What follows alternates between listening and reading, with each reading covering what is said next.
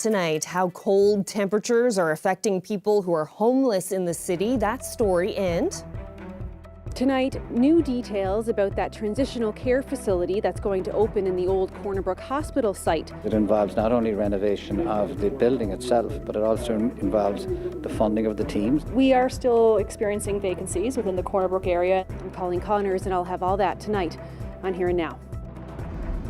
Whatever the price is, we will pay it. I'll tell you why this solemn site is so well protected and what it's costing you, the taxpayer, coming up.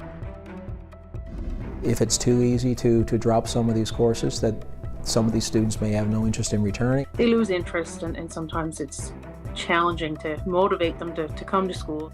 The province is looking to change some mandatory classes for junior high students. This is CBC Here and Now.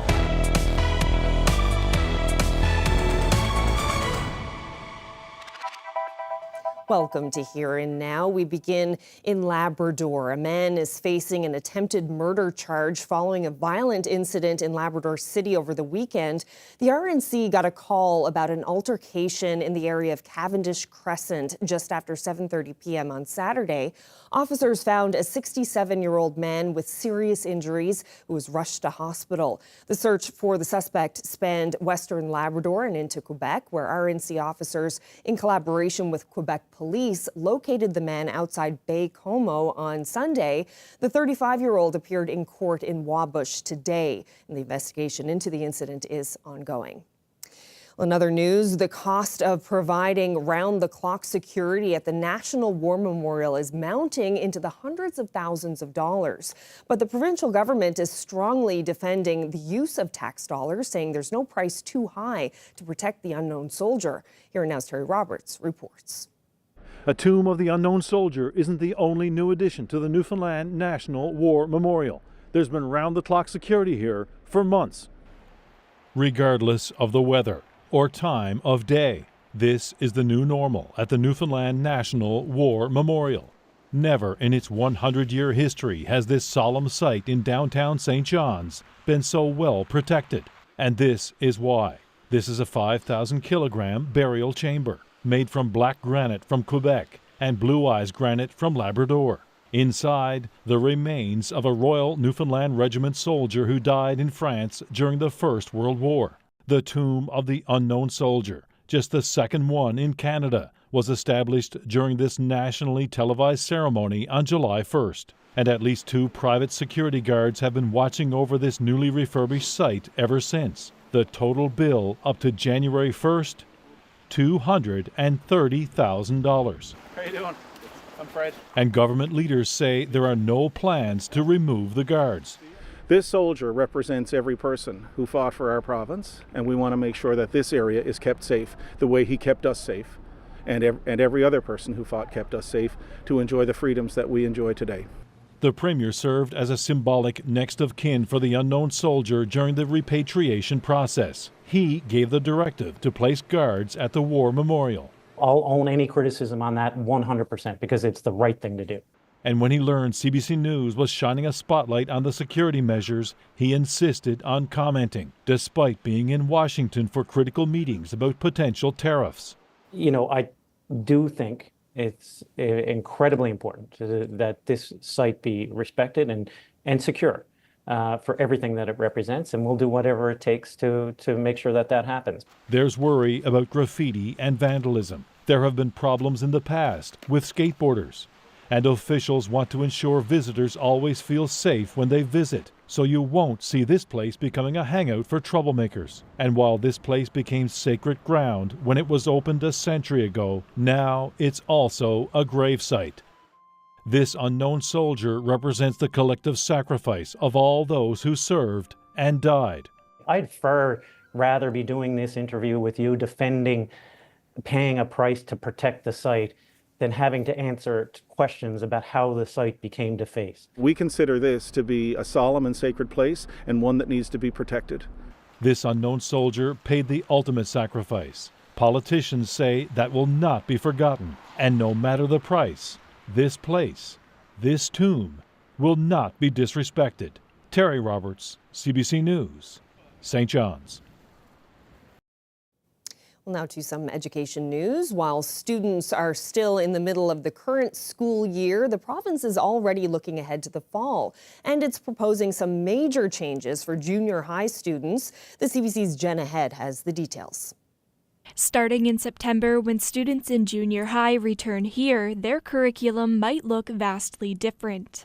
It comes as the province is eyeing changes for grades 7 through 9 that would mean cutting hours for some subjects nearly in half, like French, music, or social studies. The idea behind it, if students have more freedom to choose their courses, they will be more engaged. But for the teachers' union, that might not be the best route in the long term, especially for students just entering their teenage years. If we allow children to pick and choose everything in their life, they would probably choose the easy route many times. My worry is that if it's too easy to drop some of these courses, that some of these students may have no interest in returning, or they'll lose out on opportunities for growth.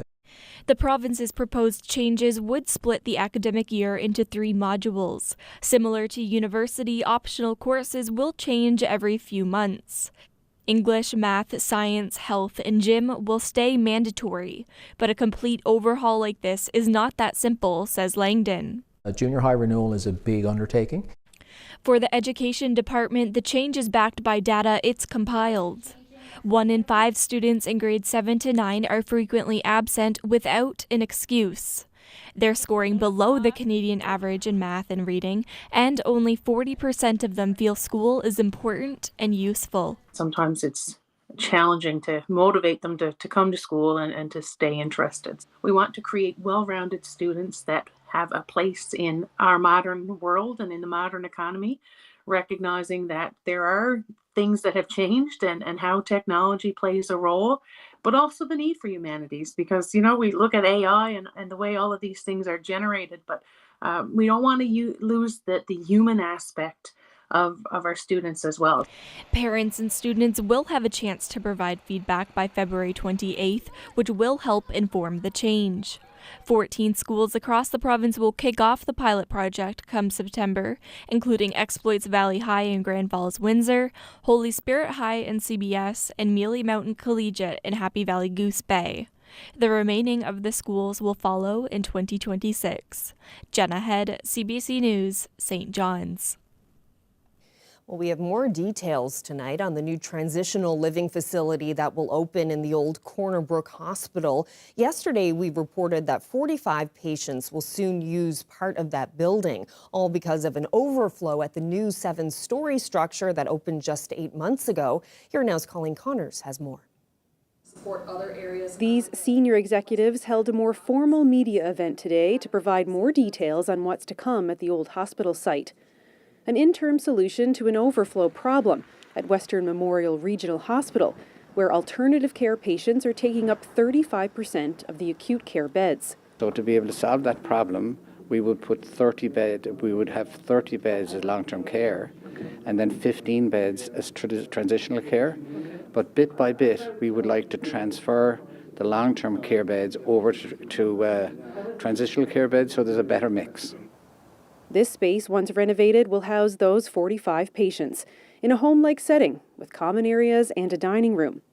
Parfrey says the decision to repurpose the old hospital site to deal with overcapacity has been in the works for some time now, but wouldn't say exactly how much it's going to cost.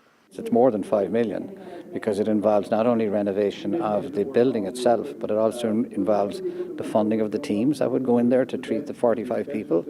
So it's a fairly substantial investment. An investment with staffing issues. While they have already recruited 40 of this year's graduating nurses, it likely won't be enough. We do anticipate we may need to use some agency nurses.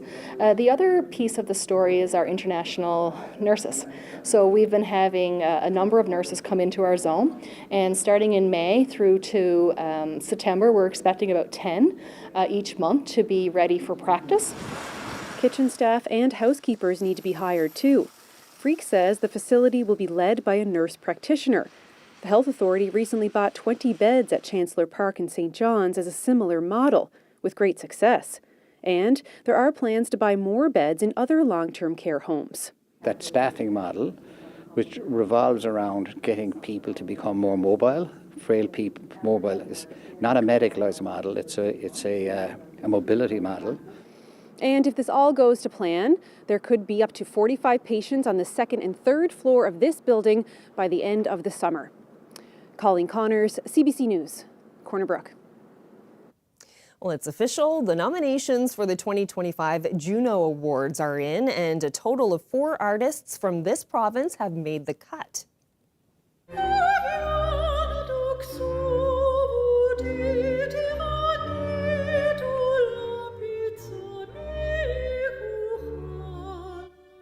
Inuk classical soprano Diantha Edmonds is in the running for Classical Composition of the Year. She's also featured on the album A Likeness by the Newfoundland Symphony Orchestra Symphona, which is nominated in the category Classical Album of the Year, Large Ensemble. Kelly Loader also got a nod for Adult Contemporary Album of the Year for the album Transitions. And Robert Colburn from Holy Heart of Mary Regional High School is up for the Teacher of the Year award. He conducts the school's choir there. The 54th Juno Awards ceremony will take place in Vancouver and will be shown live here on CBC on March 30th.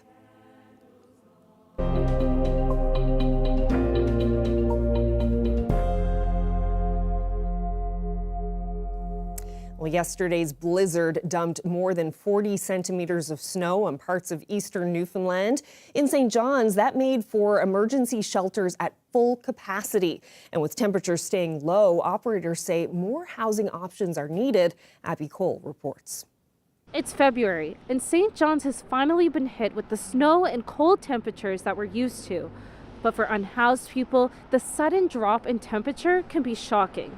2,300 people use services at the gathering place, and every single day they serve 600 meals.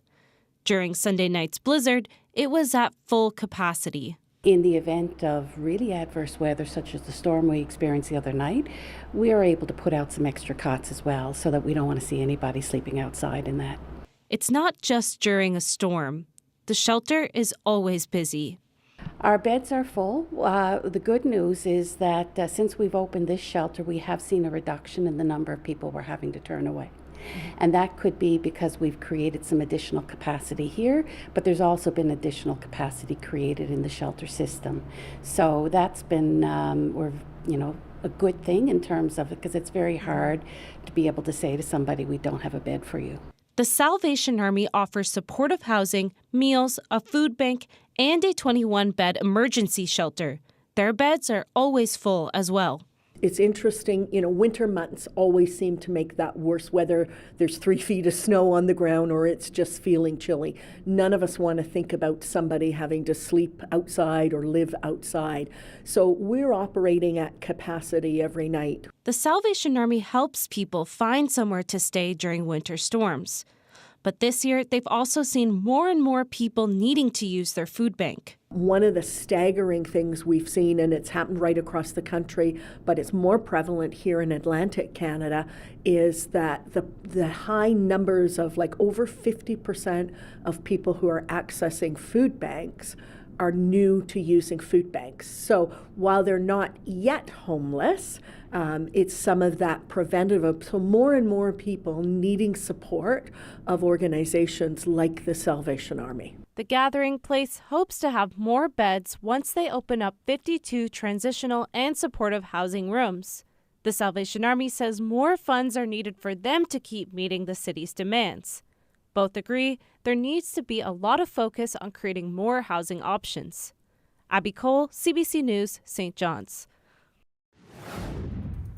And it certainly is chilly out there. Temperatures across the island this afternoon well below where we should be sitting this time of year, even up across Labrador. Some of you certainly seeing a couple of degrees below normal. As we head through the next day or so, we're going to continue to hang on to these chilly temperatures, with some squalls continuing for the west, but watching the potential for another Valentine's Day storm.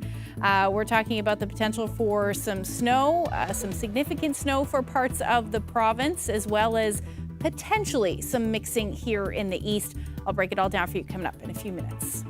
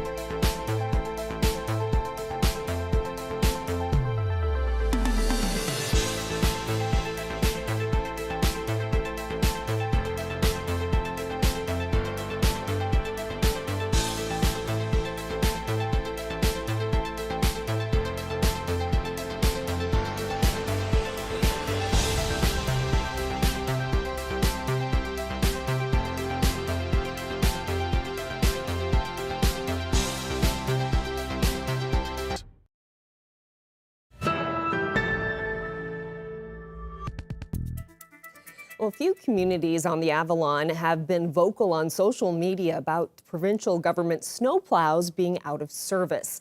And according to the transportation minister, they aren't wrong. Fred Hutton confirmed in an interview today that some equipment has been taken off the road and the replacements have yet to arrive.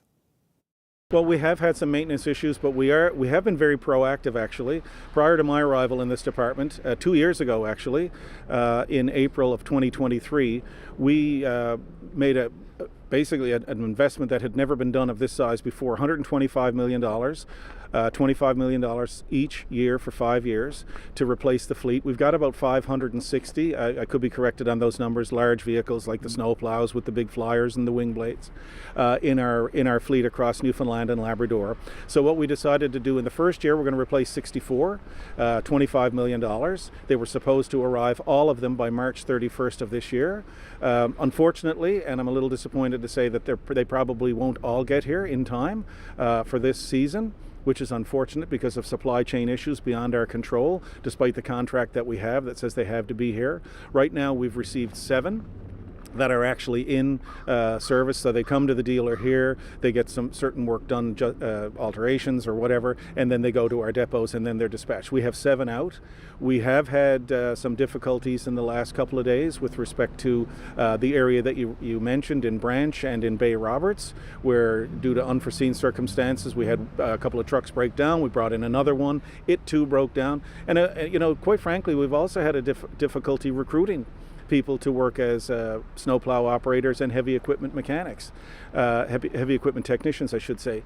So, we've had to, sort of move people around a little bit so that we can make sure that on a daily basis, when required, the salt is dispatched or sand, wherever it happens to be, and as well that the equipment, plows the roads in a timely, as timely as possible manner, so that people can move about. I mean, obviously, during the snowstorm on Monday, up until that point in time, which is very rare, we hadn't had very much snow that stayed on the ground for a long period of time or accumulated. Very rare in Newfoundland and Labrador to have that situation in almost the middle of February, but we were, I guess, fortunate in that regard. Well, tariff threats by U.S. President Donald Trump prompted one local businessman to spend the last few weeks traveling across Europe in search of new buyers for his seafood, buyers outside of the United States. Danny Dumaresque says all those meetings have left him optimistic that there's an appetite for Canadian seafood across the Atlantic. It's been a bit of a whirlwind, but one that I think was required if we're going to have a constructive reaction to the Trump tariff threats, if not about to be real, and therefore the dire need to diversify our customer base. And I do believe that from what I have seen, there is absolutely a tremendous potential and reason to be excited about what Canadian products can occupy the grocery shelves and the restaurant menus of Europe. One thing that we got to remember is that we have, within the space of a 2-hour air flight, we have 340 million people who have 4 times the seafood consumption of Americans and Canadians as well. So we know that we have a wanting seafood lovers paradise here in Europe, and the disposable income is as much or more than North America. So, there's no question quality seafood will be accepted here. We just got to do the proper due diligence, get into understanding the market, talking face to face with the potential customers to understand which form of the product we need to present them with. We'll introduce you to the newest furry volunteers here at St. John's International Airport. They're here to help passengers settle their nerves when they're anxious flying. We'll tell you all about the therapy dog program coming up.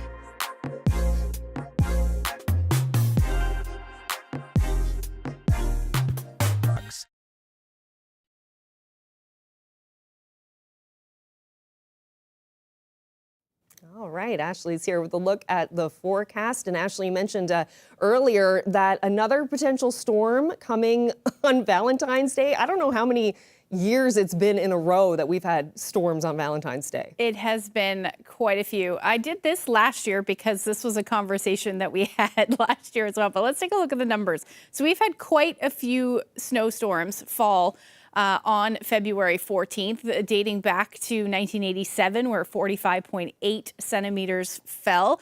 And then we get closer to, say, the last 10 to 15 years, we've seen at this point, 4 storms in the last little bit, and 3 of them from 2022, 2023, 2024. So if we see another storm, which we will, for the province, we'll add number 4 is what it looks like. So we have some cold air to play with as well, but temperatures are going to warm up as we head towards Friday. So it's not going to be that light snow that we saw. If we do see anything, we will see more of a wet snow for our Friday. Right now, minus 10 degrees, with that wind chill feeling more like minus 21. And those winds out of the west-northwest, 40 to 57 kilometers per hour. You can see the camera shaking there. And we've got some fairly windy conditions pretty much across the board, leading to wind chills in the minus teens and minus 20s for the island, up across Labrador, minus 30s, especially towards the coast. Makkovik, you're feeling more like minus 33, and Nain minus 35. So the winds right now are out of the west, gusting some between 63 to 70 kilometers per hour towards the coast, and then across the island between 50 and about 60 or even 70 kilometers per hour. So there is a wind warning in place for Nain. You're looking at your winds gusting around 100 kilometers per hour. That will be the story tonight and then through a good chunk of tomorrow. And it's because we've got that area of low pressure still offshore, which is leading to those winds. The colder temperatures, perfect recipe for snow squalls. That will be the story for the next day or so as well for the west coast, even parts of the south coast. And you can see across the southern Avalon as well, even seeing some of that squall activity. So that will be the story tonight with the favorable conditions, potentially even the Burin Peninsula. You may see some of these squalls reach your neck of the woods as well. Other than that, the windy conditions for the north coast, it's going to be a fairly quiet but cold night again across Labrador, across the island. Other than the squalls, quiet night but cold again for us. Temperatures are going to sit in the minus double digits, and up across Labrador, minus 20s and even minus 29 for Lab City. But the wind chills tonight will be in the minus 20s across the island, and that will be the story up across Labrador, minus 20s and minus 30s for you. Now, as far as the snow goes for the snow squalls, generally we're looking at between 2 to 5 centimeters of snow. Some of the persistent squalls, though, you may pick up a little bit more than that, closer to 5 to 10. And then as we head into tomorrow, the amounts could reach, between 10 to 15 centimeters, again, if you see some of those persistent squalls, but much less for the Burin and southern Avalon, where you're likely between 5 to 10 at the most. Through Thursday morning. So there's a look at those squalls. They will sink south as the day goes on. So mainly the accumulation for the Burin and Avalon will be in the morning. And we should see those flurries break apart as well as we head into the afternoon hours. But generally, it is going to be a fairly quiet day across the island. Some cloud cover and then maybe some peaks of sun in the mix, some sunshine with some cloud cover in the mix. Up across Labrador, quiet as well, other than that, the strong winds towards the coast. And then even as we head towards the early morning hours on Thursday, clouds will just be on the increase, because that will be when our next, as our next system moves in. Temperatures tomorrow, very similar to what we saw today, minus single digits, minus double digits for the west. Winds will be out of the northwest between 30 to 50 kilometers per hour. Really, the next little bit is going to be fairly windy. Labrador, you're looking at temperatures into the minus teens, especially towards the coast with those gusty winds and a few flurries certainly possible for the north coast. And then for Lab City, you'll be sitting around minus 21. But again, wind chill still in the minus 20s and minus 30s through the day. So we'll talk about the long range and the potential storm when I come back a little later in the show. Thank you, Ashley. Well, earlier in the show, you heard from Premier Andrew Furey about why he thinks that 24/7 security at the new National War Memorial in downtown St. John's is needed no matter the cost. Well, here's more of his conversation with Terry Roberts. Well, I think it's incredibly important that anyone who approaches the War Memorial and our unknown soldier, this son of Newfoundland and Labrador, do so with respect. And we know from other models around the world and across Canada that sometimes that requires security. So I wanted to make sure that this son of ours was protected, that the War Memorial and everybody that it represents was protected from any potential vandalism or any signs of disrespect. What is it that you've seen in this province that suggests to you that there might be trouble, that there might be problems at the War Memorial? I don't think there is, but I want to ensure there isn't. I think Newfoundlanders and Labradorians will always treat this site with respect. However, we know that there's graffiti across the entire province, for example. We don't want to see this defaced in any way. I'd far rather be doing this interview with you paying a price to protect the site than having to answer questions about how the site became defaced. You know, we all know that Newfoundlanders and Labradorians are respectful, and they will be, but we can't deny that there is a small section of society that often doesn't obey the rules or follow the rules. And this site is too important. It's too emotional, it's too important for the people of Newfoundland and Labrador to give any chance of disrespect or defacement in any way, shape, or form. So, you know, whatever the price is, we will pay it because this son of ours and the people he represents paid the ultimate price. Was this your directive, Premier? Was this you who said this will have round-the-clock security for the long term? Is this your directive? It is indeed, and I stand by it, and I think the people of Newfoundland and Labrador will respect it as well. The concept as we're developing it is to have an honor guard. We tried initially to talk to the RNC and the military, the Legion and others to come up with an honor guard. It turns out the military and RNC didn't have the capacity at the time, but still the honor guard represents a symbolic gesture of respect. Even in the National War Memorial in Ottawa is not there necessarily 24 hours a day, 7 days a week, 365 days a year. So security may need to be there even when we have an honor guard in place. You know, I do think it's incredibly important that this site be respected and secure for everything that it represents, and we'll do whatever it takes to make sure that that happens. But in the future, I would love to see the site adjacent to it developed to a museum and possibly a new home for the regiment, so that people could go in there and understand, people from away could go in there and understand the significance of the place with a similar museum than what we would have in Beaumont-Hamel. But it would also be home to the honor guard and any kind of security measures that we would put in place. But the time being right now, for the current day and the present, we want to make sure that the site is secure and respected. And I'll own any criticism on that 100% because it's the right thing to do.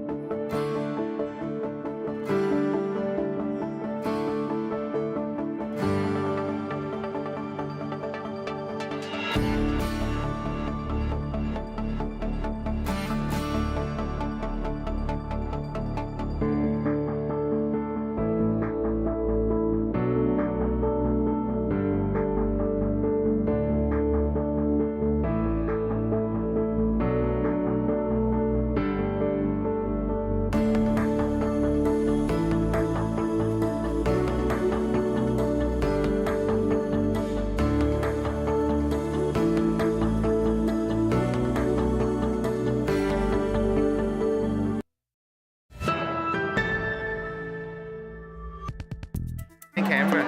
Yeah, you're in the camera. I think he likes it. If you're a nervous traveler, then St. John's International Airport may have a program that could help settle your nerves. It's a therapy dog program that is being offered by St. John Ambulance. And joining me now are some of the volunteers and the CEO of St. John Ambulance. So first of all, let's meet these little cuties here. Can you tell me your dog's name? Maya. Maya? Handsome Hershey.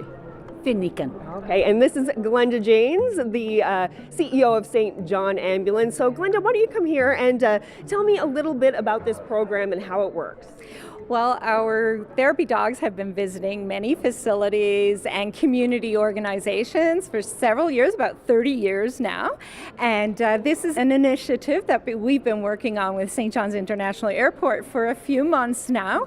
And we're so excited to formally launch this today. It's for people who basically, anyone loves to visit with a little pet, and these beautiful little babies. So anyone, that's a little nervous, or some of the kids might want to play, and the dogs are just so beautiful to interact with. Yeah. What kind of an effect do these dogs have on people who are anxious about flying? They really do seem to calm them and help them, think about something else, and really, I guess, get you out of your head and your nervousness, and just, be interacting, touching them, feeling that beautiful, soft little cuddle. So yeah, it really means a lot to people. And how will it work? So we will be all over the airport, both downstairs and upstairs, once people have gone through security. And these volunteers will be interacting with anybody that's really around. And, people seem to gravitate towards the dogs as soon as they see them. So, yeah, we're really excited. So if you want to take part, you can just go up to a volunteer and say, hey, can I sit with your dog for a little bit? Absolutely, yes. And we have very experienced therapy dogs and their volunteer owners. So yeah, they're very well versed in how to interact and to make sure that people are really enjoying their time here. Okay, and let's meet one of those volunteers. This is Georgina Short and Handsome Hershey. So Georgina, why do you want to take part in this program? Any opportunity that you have to bring comfort and joy to people is a great opportunity, and this organization provides that on a numerous levels, so it's great to be here. Tell us about this little guy. This is Handsome Hershey. He's 8 years old, actually. He's a purebred Shih Tzu, and he loves to volunteer. Tonight now we're going to palliative care unit at the Miller Center. Yeah. So he's a very busy dog. Yes, well, he lives a good life, so it's nice for him to earn his keep. I've seen the effect of therapy dogs in other airports, and it just brings a very positive feeling to people. So, and it's not only for the travelers; it's for people who work here at YYT, and we just think it's a very positive move, and we're trying to really create that warm and welcoming environment here at the airport. What's his name? We meet a lot of different people, like even here at the airport, Jill and Judy have been with me on various visits, and we've ran into people that just lost their puppy. And even though traveling is stressful, but we've run into all kinds of different situations like that. And some people have been here for 2 weeks and they missed their puppy. And so when we go in, you can see them smiling. And we've seen people come to tears. And we've also seen people hold on to the dog and say, I'm taking them home. And then we say, we're going with you. And then they just say, that's okay. We just want the dog. Yeah, that's right. Have you thought about offering this program to people who are departing, who are getting off of the plane and looking and seeing the St. John's weather right now and maybe giving them a little bit of therapy? Well, we're in that area, so if they need us, we're there for them. As for the snow, we'll leave that to the experts. All right. Well, thank you so much for telling us about this program. Thank you. Thank you. Thank you very much.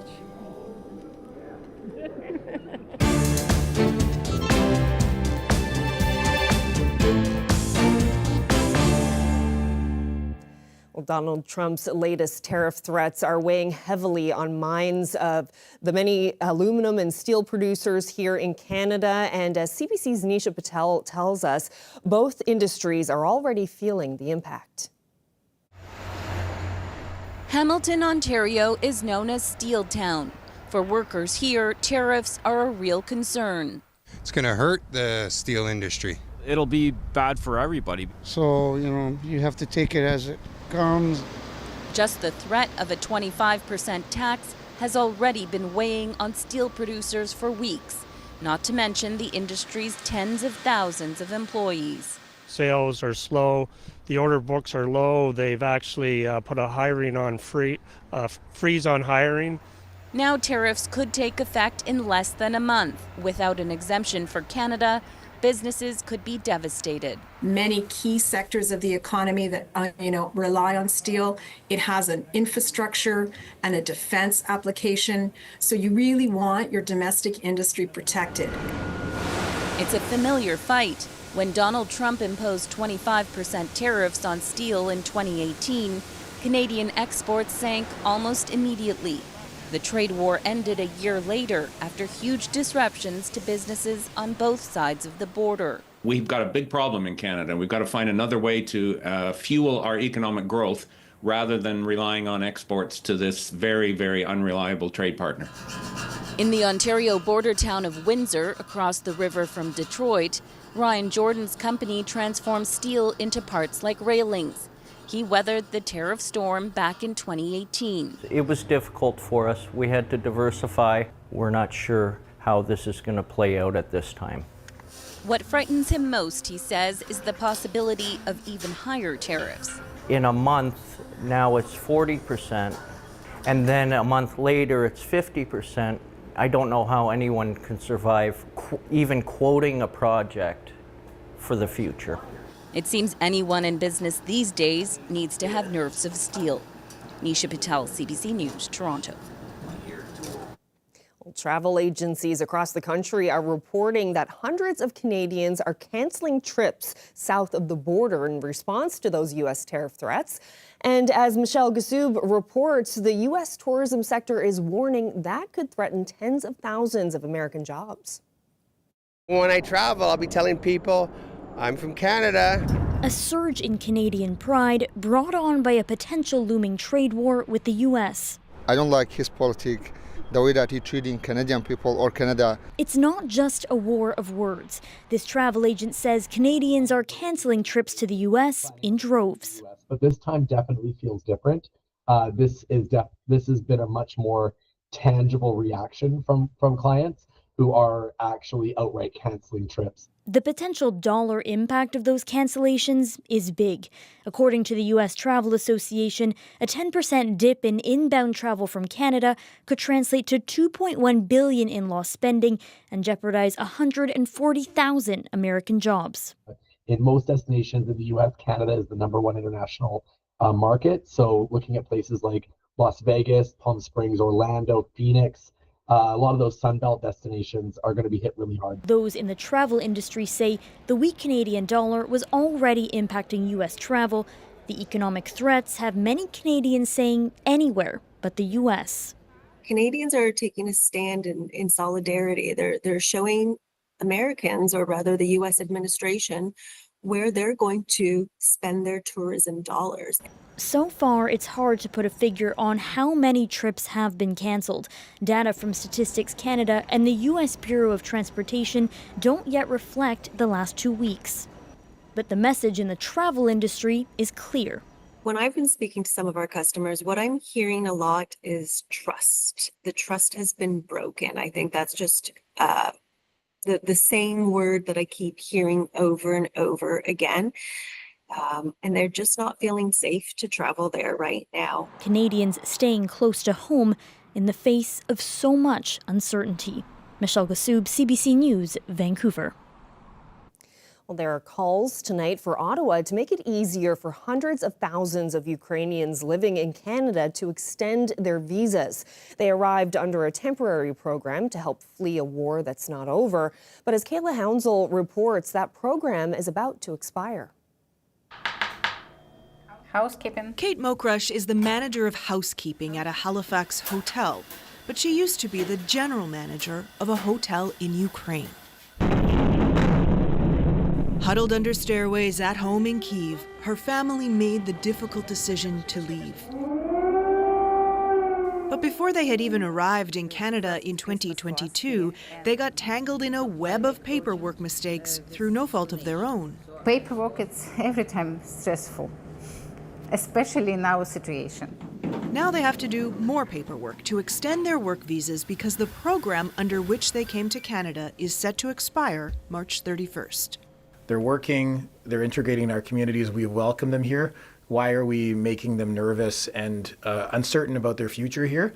The Ukrainian-Canadian Congress is calling on the federal government to extend the whole program for Ukrainians for another 3 years. Nearly 300,000 Ukrainians came to Canada this way. The government says it has no intention of sending anyone back while the war continues, but it is refusing a blanket extension. Paperwork is stressful. I understand that, but we also needed to understand how many people are living and working here. I think it's very little to ask in this context. Check-in account. Yeah. The program gave Ukrainians access to free language classes and work visas. To extend them usually requires a valid passport, which some are struggling to renew. The government is promising flexibility. It's a very uncertain situation. Mokrush says she'll apply for the extension next month. She gains strength from the chaos that comes with raising kids, watching them learn English and French, and develop a passion for Canada's national sport. They say their ultimate goal is to become permanent residents as they put together a new life, one piece at a time. Kayla Hounsell, CBC News, Halifax.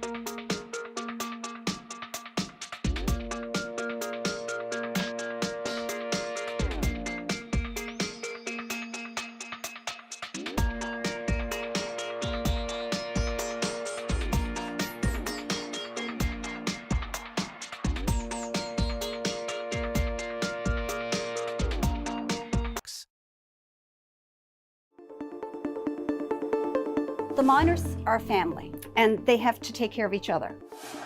It's truly an honor as a Newfoundlander to be able to go out there and bring back a representation of all the Newfoundlanders that weren't able to come back. Love the world around you because it does shimmer with the impossible sometimes made possible.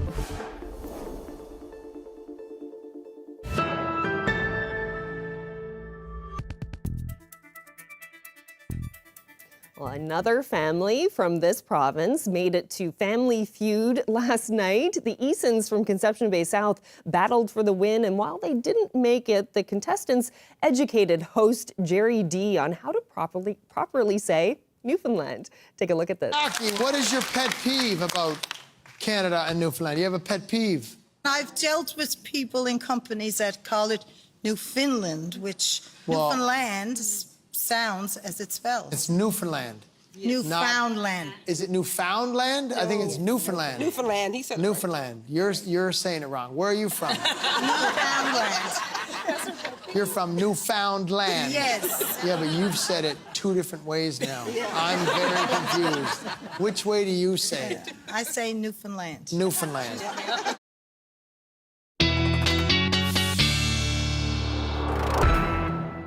A bit of fun there. I'm sure that's happened to lots of people when you're trying to explain it. And then you're you say emphasizing, it wrong. Then you say it wrong. Yeah. Especially on TV. Yes, it is hard. Newfoundland, it's hard for some people. Yeah, totally can be.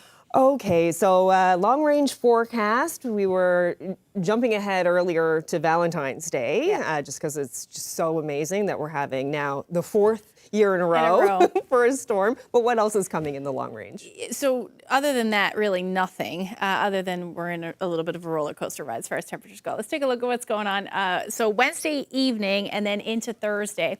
It's actually going to be a fairly nice day to start. We will see those clouds on the increase, though, ahead of this system as the day goes on.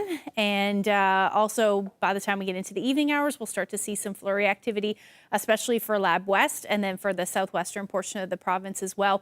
And through the overnight, that system will continue to bring that snow in. So it will start as snow for all of the province. Temperatures are going to stay well below zero, anywhere from about -5 to -7 across most of the island. The Northern Peninsula, you're tapping into the minus double digits. That will be the story again up across Labrador, -18 in Nain and about -15 in Happy Valley Goose Bay. So through the overnight, that system will move in. Then again, it will completely depend on the track. Most models, though, have the track essentially over the Northern Peninsula or through the strait, I guess I should say. So that means that there is a good chance that areas along the south coast and including eastern Newfoundland may see that change over, whether we see some ice pellets in the morning or changing over into the afternoon through to rain. That is certainly a possibility. Anything west of that should fall as snow. And we could see some significant snow with this as well. 20+ centimeters is certainly not out of the question for parts of the province. It's also going to be very windy as well, especially through the evening hours and then into Saturday as this area of low pressure sits offshore, and then we continue to see some snow with it. So it is going to be a stormy couple of days. Temperatures, as you can see here, either a little bit above zero for most of us or hovering around there for the west coast. But we could see temperatures as high as 4 degrees in the east, really all of eastern Newfoundland. Labrador, minus single digits for the coast, otherwise minus teens will be the story for you. And then again on Saturday, we're watching that drop in temperatures along with the potential for some more accumulation. So you're going to keep an eye on that. Sunday with some sunshine in the mix and also temperatures around the 0 degree mark. Windy conditions will continue Saturday for central and western Newfoundland, and then up across Labrador. You're looking at your temperatures warming up, minus single digits for Saturday and Sunday in the east, but hanging out in the minus teens with some sunshine for western Labrador. Our weather photo of the day is the Great Northern Peninsula there. Mm-hmm. Great photo of the sea ice. Oh, wow, lots of ice. Lots of ice. This was earlier last week. But yeah, thank you to Josephine for that. If you have any weather photos that you'd like to share with us, you can send them to nophotos@cbc.ca. It's beautiful though, isn't it? It doesn't even look like the ocean is just like the landscape. That's right. Just the land. It does. Snow-covered land is what it looks like. Yeah, I love seeing photos from those areas of the province, and like Postville last night. Yeah, because we never get photos. It was just send them to me. We'll try and get them please, on the show. Please yes, do. Please. We love seeing them. All right, well, that's it for us. Thank you so much for spending part of your evening with us. Good night.